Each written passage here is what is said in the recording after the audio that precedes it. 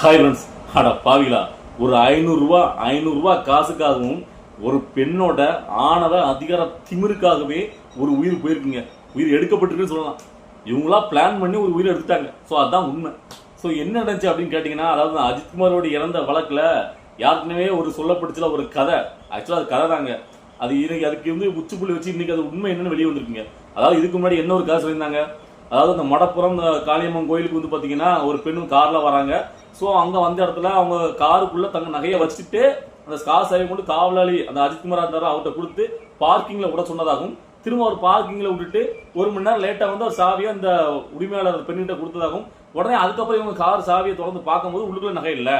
நான் நகையை கழட்டி உள்ள வச்சிருந்தேன், அதுக்கப்புறம் கோயில் சாமி கொண்டு வந்து பார்க்கும்போது நகை இல்லை, கார் சாவி விட்டு தான் கொடுத்தேன் அப்படின்னு சொல்லி ஒரு புகார் திருட்டு வழக்க போலீஸ்காரங்க கொடுக்குறாங்க. அதன் அடிப்படையில் தான் ஸ்பெஷல் டீம் ஒரு தூக்கி வச்சு உரிச்சாங்க. அந்த வீடியோட நம்ம எல்லாம் இப்போ பார்த்துருந்தோம். நெஞ்சே பதற வச்சுது.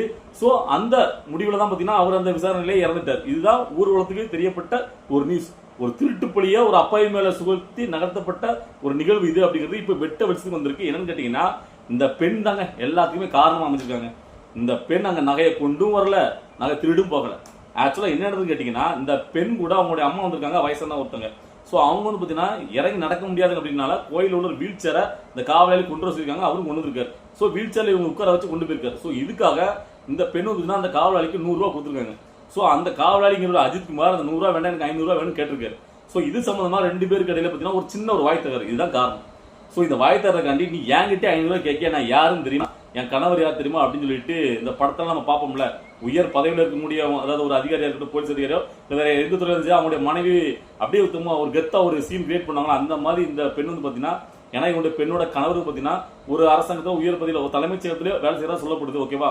ஸோ அவர்கிட்ட சொல்லியிருக்காங்க. உடனே கணவர் பார்த்தீங்கன்னா தன்னுடைய அந்த செல்வாக்கை பயன்படுத்தி உடனே அவர் மேலிடத்தை பிடிச்சி உடனே எஸ்பிக்கு போன் வந்து, அதனாலதான் இவ்வளவுக்குள்ள இந்த விசாரணையை தீவிரமா வந்து பாத்தீங்கன்னா கையாண்டிருக்காங்க. அதாவது பொதுவா ஒரு வழக்கை வந்து ஒரு புரோட்டோகால் பயன்படுத்தினா ஒருத்தவங்க பாத்தீங்கன்னா கேஸ் எழுத்தால எழுதி கொடுக்கணும், இல்லைன்னா ஒரு ஆன்லைன் கேஸாக பதிவு பண்ணணும். எதுவுமே பண்ணாம வாய்மொழியாக சொன்னதை கேட்டுக்கிட்டு இவ்வளவுக்குள்ள ஒரு ஸ்பெஷல் டீமே இறங்கி இந்த ஆளை பிடிச்சு போச்சு உரிச்சிருக்காங்கன்னா, அது செல்வாக்கு மீது இந்த மனிதரால் நடத்தப்பட்ட ஒரு ஆணவ திமிரி. இதெல்லாம் பார்க்கும்போது தான் கேடுகட்ட இந்த மக்களை பார்க்கும்போது என்னடா இந்த அளவுக்கா நீங்க ஒரு ஆணவ திமிரில் இருப்பீங்க. அதாவது படத்துல பாக்குறதெல்லாம் நிஜத்துல நடந்துட்டே இருக்குங்க. படத்துல தாங்க இப்படிப்பட்ட விஷயங்கள்லாம் நடந்துட்டு இருக்கும். அதாவது பாத்தீங்கன்னா உயர் அதிகாரி ஒரு போன் போட்டு, அதாவது அவங்களுக்கு சார்பாக ஒரு பார்த்தீங்கன்னா சொந்தக்காரன் தெரிஞ்சவன் இவங்கலாம் பார்த்தீங்கன்னா அதிகார பதவியில ஒரு கட்சியில பதவியில இருந்தா ஒரு அரசாங்கத்தோட பதவி அவங்க உடனே தன்னுடைய இந்த சுய அதாவது பார்த்தீங்கன்னா அவங்களோட பெர்சனல் மோட்டிவோட வச்சுக்கிட்டு ஒரு விஷயத்த பண்ணுவாங்க. அதெல்லாம் நம்ம நிறைய பார்த்துருக்கோம். அதே மாதிரி தான் இந்த பெண்ணோட ஒரு ஆணவ திமிர், நான் யார் காட்டுறேன் பாரு அப்படிங்கிற மாதிரி. அப்போ எப்படி வச்சு அந்த பையனை வந்து பார்த்தீங்கன்னா தூக்கிட்டு போய் உரிக்க முடியும். அப்போ பார்த்தீங்கன்னா என் நகை வச்சிருந்தா நான் எதுவும் காணாம போயிட்டு அப்படின்னு ஒரு பொய்யான ஒரு கட்டுக்கதை அவுத்துட்டு இருக்காங்க. இதை இன்னைக்கு உண்மையை வெளிக்கொண்டு இருக்காங்க. அதாவது நீதிபதி சைட்ல வந்து பாத்தீங்கன்னா நல்ல பாராட்டணுங்க. உண்மையிலே நம்ம இவ்வளவுக்குள்ள கெடுகிட்ட மனிதர்கள் இந்த உலகத்துல வாழ்ந்துட்டு இருந்தாலும் சில நல்ல நல்ல உள்ளங்கள் வாழ்ந்துட்டு இருக்காங்க. ஏன்னா அப்படி உண்மையான நீதிபதிகள் இந்த வழக்கறிஞர்கள் இவங்கலாம் இருக்க போய் தான் இன்னைக்கு இந்த கேஸ் இவ்வளவுக்குள்ள வெளியே வந்திருக்கு. இப்போ நம்ம இந்த அஜித்குமார் அவருடைய வழக்கு இவ்வளவுக்குள்ள சோசியல் மீடியால பரவு போய் நம்ம எல்லாருக்குமே தெரியுது. இதுக்காக வந்து நம்ம குரல் கொடுத்து பேசிட்டு இருக்கோம். இதே மாதிரி எத்தனை பேர் இப்ப 24 வழக்கு சொல்றாங்க. தெரிஞ்சது 24 வழக்கு, உயிர் போனது 24 வழக்கு, தெரியாம போனது, அப்புறம் கைகள் உடைக்கப்பட்டு வாழ்க்கை இழந்தவங்க எத்தனை பேர் இந்த நாட்டை இருப்பாங்க சொல்லுங்க பார்ப்போம். எல்லாத்துக்கும் என்ன ஒரு காரணமா இருக்கு? யாரோ ஒருத்தவங்களுடைய அந்த அதிகார திமிரு, ஆணவ திமிரு. ஸோ இதுதான் காரணமா இது. ஒரு பிரச்சனையை மூடி முடிக்கிறது, வேற ஏதாவது பிரச்சனை மூடி ஒரு அப்பா தூக்கி அதில் மாட்டி விட்டு இவங்க எஸ்கேப் ஆயிடுது. ஸோ இதுதான் இப்ப நடந்துட்டு இருக்கு. ஒரு திருட்டு புலி எந்த அளவுக்கு நீங்க வந்து பார்த்தீங்கன்னா இறங்கி வேலை பார்த்துருக்கீங்க. ஆக்சுவலா அவங்க நகையும் கொண்டு வரும், நகை கிளம்புவதில்லை. ஆனா அதுக்கு ஒரு காரணம் சொன்னாங்க பாருங்க. அதாவது நகையை வந்து எதுக்கு நீங்க கழட்டி வச்சுன்னு கேட்கும்போது ஒரு விஷயம் நியூஸ் பரவிச்சு சோசியல் மீடியாவில். கேட்டீங்கன்னா அவங்க ஸ்கேன் எடுக்க போனாங்கன்னா அந்த சேப்பத்து நகை போடக்கூடாது, அதுக்காக கழட்டி வச்சாங்களாம். திரும்ப வந்து பார்த்தீங்கன்னா எடுத்து போடலையா, அப்படியே வச்சுட்டு கோயிலுக்குள்ள போனாங்களாம். ஆனா ஒரு சிம்பிளா எல்லாருமே வச்சுப்பாங்க. ஒருத்தங்க ஒரு காருக்குள்ள ஒரு 10 சவரன் நகையை வச்சிருந்தா அந்த கார் சாவியை மற்றவங்களுக்கு கொடுப்பாங்களா? இல்ல நகையை போட்டு தான் நம்ம போவோம் கோயிலுக்குள்ள நகை போடாம யாரும் போக மாட்டாங்கல்ல. ஸோ அதுலயே லாஜிக் கிடைச்சது. ஒருத்தர் வந்து காவல்துறை போர் கொடுக்கும்போது முதல் கேள்வி அவங்க அந்த பெண்கிட்ட கேட்டுக்கணும்ல, நம்ம எதுக்கு நீங்க வந்து பாத்தீங்கன்னா நகையை உள்ள வச்சீங்க, நகையை போட்டு போலாமே, நகையை உள்ள வச்சுட்டீங்க, கார் சேவை விட்டு கொடுத்தீங்க, இது யாருமே கேட்கல. ஸோ அங்கேயே பெரிய ஒரு டிராமா நடந்திருக்கு. அதாவது ஆக்சுவலா இது எல்லாத்துக்கும் காரணம் அந்த பையனை 2 மிதிக்கணும், அவனை அடிக்கணும், அவனை பொய் கேஸ் போடணும் அப்படின்னு பிளான் பண்ணி போட்டாங்க. இன்னைக்கு அந்த உயிரை போயிட்டு. ஸோ இப்போ அதை மூடி மறைக்கிறது உடனடியாக பார்த்தீங்கன்னா, ஏன்னா இது எல்லா நியூஸும் பெருசா பரவிட்டுல, இது ஊர் முழுக்க எல்லாரும் இதை பத்தி பேசணும்னா உடனே அதை மூடி மறைக்கிறது. உடனே அந்த பையனுடைய தம்பிக்கு வந்து பாத்தீங்கன்னா ஒரு அரசாங்க வேலை, உடனே இலவச வீட்டு மனை பட்டா, உடனே 5 லட்சம் ரூபாய். ஸோ இன்னும் வந்துட்டே இருக்கும் பாருங்க. அந்த பிரச்சனையை பத்தி யாரும் பேசாத வரைக்கும் முடிஞ்சிடும். உடனே இதை மறந்துட்டு நம்ம அடுத்தாப்புல வேற பரபரப்பான ஒரு நியூஸ் வந்து போயிருவோம். அதாவது இதுக்கு எல்லாம் காரணம் பார்த்தீங்கன்னா இந்த சட்டத்தில் இருக்கக்கூடிய ஓட்டை. இப்போ நான் வந்து இது உடனே வந்து பார்த்தீங்கன்னா திமுக அரசாங்கம் தான் இந்த பையன் வந்து காரணம் அப்படின்னு சொல்லிட மாட்டேன். இது வந்து ஏடிபி காட்சி நடந்திருக்கு. ஏடிபி காட்சி இதோட மோசமா நடந்திருக்கு. அதாவது இந்த தூத்துக்குடியில சுட்டுக் கொள்ளும் போது நான் வந்து டிவியை பார்த்து தெரிஞ்சுக்கிட்டேன்னு எடப்பாடி பழனிசாமி சொன்னார்கள். அது மட்டும் இல்ல சாத்தாங்க பிரச்சனை நமக்கு தெரியும். ஸோ அப்படிங்கும்போது இங்க இருக்கிற 2 திராவிட கட்சியும் சேம் தான். இவங்க பண்ற தப்பு என்ன கேட்டீங்கன்னா, இவங்க ஆட்சி நடத்தணும் அப்படின்னுக்காண்டி இந்த ஆட்சியில மத்த இந்த அமைச்சர்ல ஒவ்வொரு துறையில் இருக்காங்க. அந்த இலாக்காத்துறை அமைச்சர்ல வந்து பெருசா கேள்வி கிடையாது. நீ பண்றதை நீ பண்ணிட்டு போ, நீ பண்றதை நீ பண்ணிட்டு போ. ஆனா நீ கட்சிக்கு உண்மையாரு எனக்கு வந்து பார்த்தீங்கன்னா சப்போர்ட்டர், அவ்வளவுதான். நீ எவ்வளவு அடிக்கலாம் அடிச்சுக்கலாம், அதை பத்தி எனக்கு எந்த பிரச்சனையும் கிடையாது. ஆனா நீ எனக்கு சப்போர்ட்டா இருந்து வேற எவங்கள்ட்டையும் பேரக்கூடாது. ஸோ இதை ஒண்ணுதான் கோரிக்கை. அதுக்காக பார்த்தீங்கன்னா அவங்கள வந்து கேள்வி கேட்கறது கிடையாது.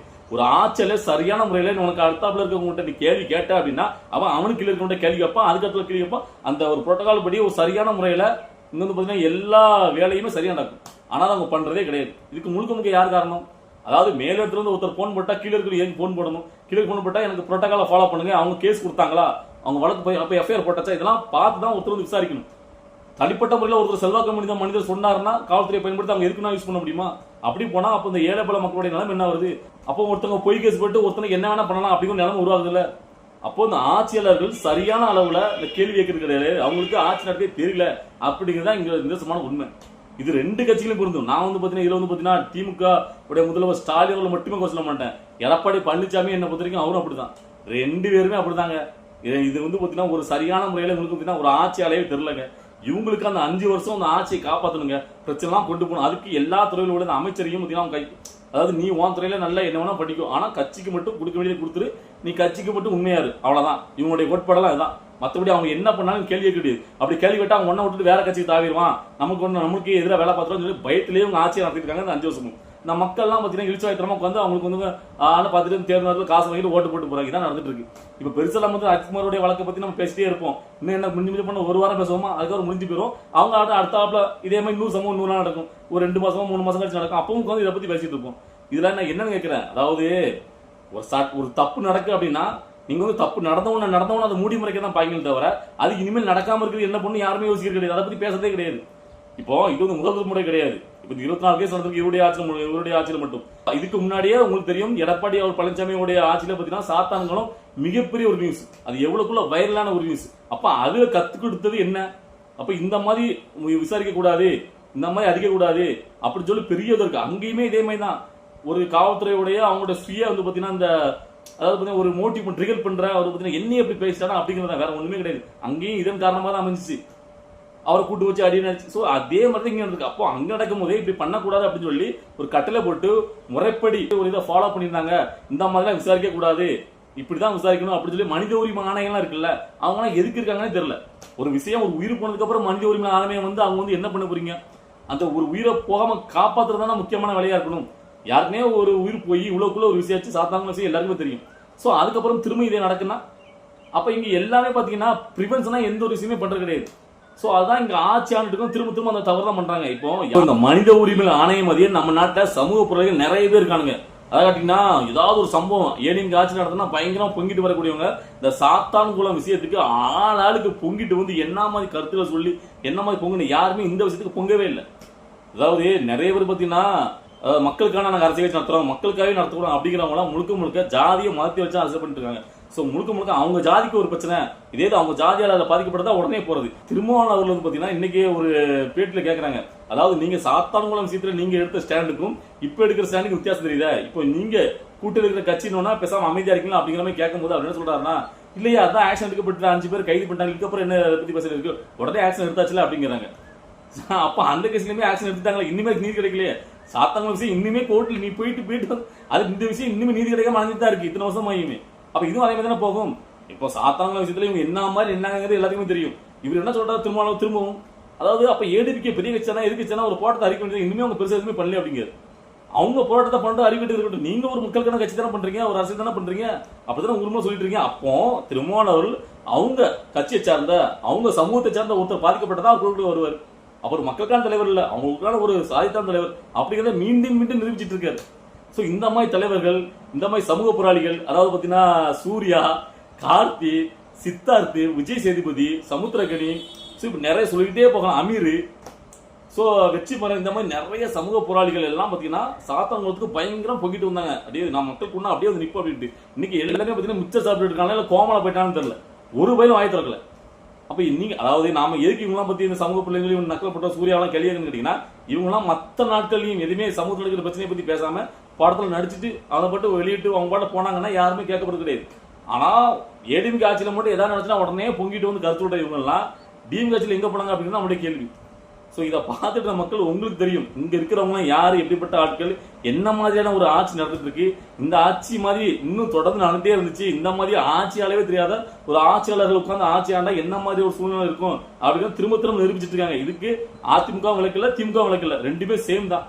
அதனால சொல்ற இந்த ரெண்டுமே அழைச்சிட்டு ஒரு புதியமான ஒரு மாற்றம் வரணும் அப்படின்னு நம்ம விரும்புறோம். அந்த மாற்றத்தை ஏற்படுத்த முடியும்னா அது உங்களால தான் ஏற்படுத்த முடியும், உங்க கையில தான் இருக்கு. அது வர 2026 தான் நீங்க வந்து பாத்தீங்கன்னா அதை நிரூபிக்கணும். பார்க்கலாம் நீங்க எத்தனை பேர் இது இப்ப நடந்த விஷயத்தெல்லாம் இன்னும் 2-3 மாசம் முடிஞ்ச உடனே அப்படியே காதுல பறக்கொண்டு மறந்து போயிட்டு இன்னொரு வைரலான ஒரு நியூஸ் முன்னாடி போயிட்டு அப்புறம் தேர்தல் நேரத்துல ஓட்டுக்கு காசா வாங்கிட்டு போட்டுறாதீங்க.